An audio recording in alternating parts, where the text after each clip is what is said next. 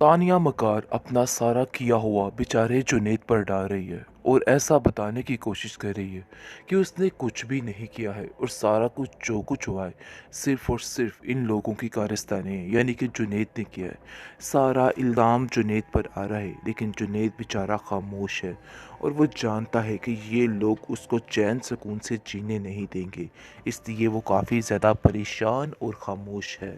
लेकिन अब देखेंगे कि उसकी जो हालत है उसकी ज़िम्मेदार सिर्फ़ और सिर्फ़ ये तानिया है। तानिया ने ही ये सब कुछ किया है।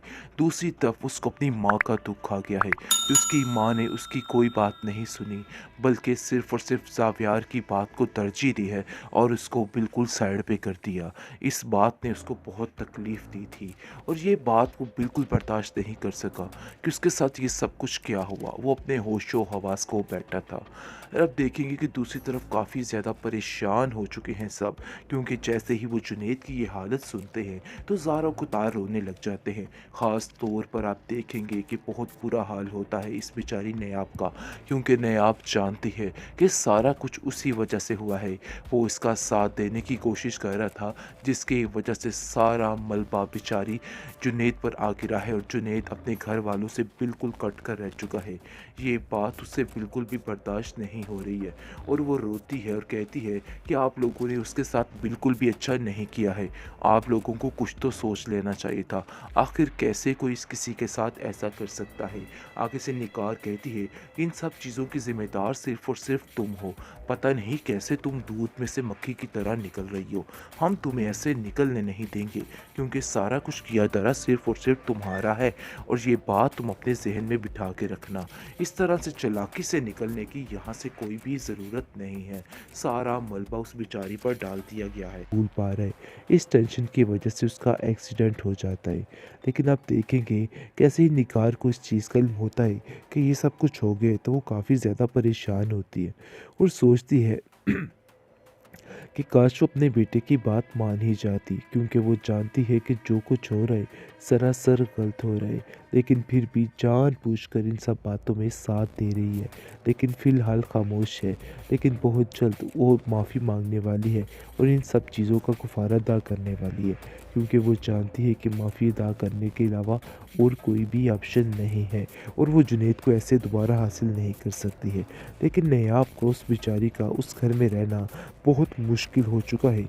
सब घर वालों ने उससे मुंह मोड़ लिया है, लेकिन जैसे ही उसने एक दफ़ा आवाज़ उठाई अपने बारे में तो सब कुछ ठीक हो गया और वही आवाज़ काश वो पहले ही उठा लेती तो सब कुछ बेहतर हो जाता। दादी उसको समझाती है, किस तरह खामोश रहने से कुछ भी नहीं होगा, तुम्हें अपने हक में खुद आवाज़ उठानी होगी।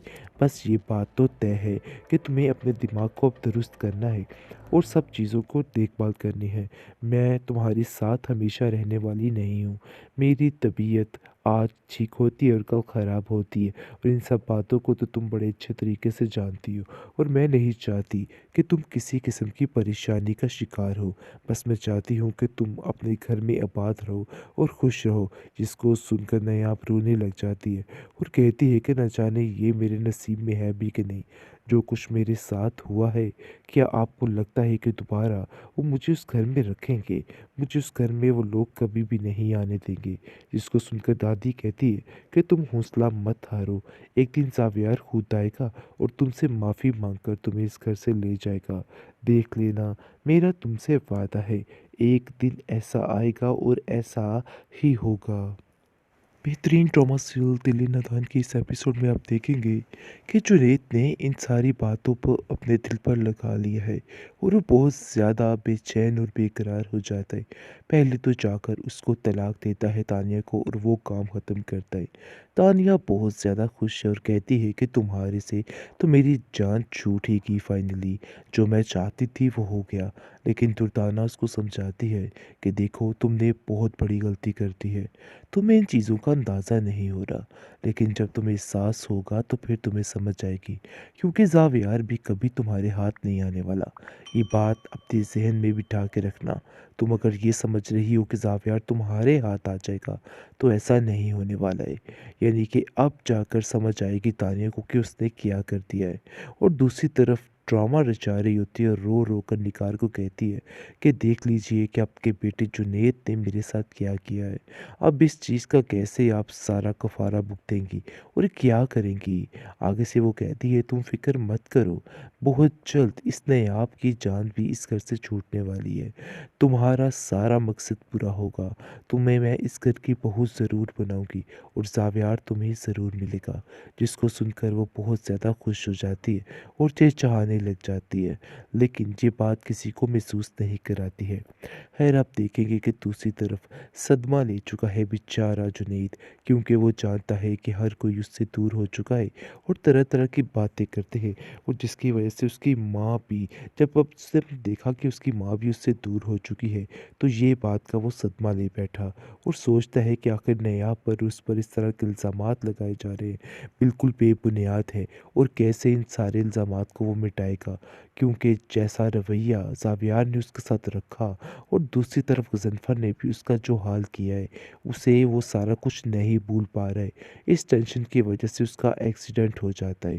लेकिन आप देखेंगे कैसे ही निगार को इस चीज़ का इल्म होता है कि ये सब कुछ हो गया है, तो वो काफ़ी ज़्यादा परेशान होती है और सोचती है कि काश वो अपने बेटे की बात मान ही जाती, क्योंकि वो जानती है कि जो कुछ हो रहा है सरासर गलत हो रहा है, लेकिन फिर भी जानबूझकर इन सब बातों में साथ दे रही है।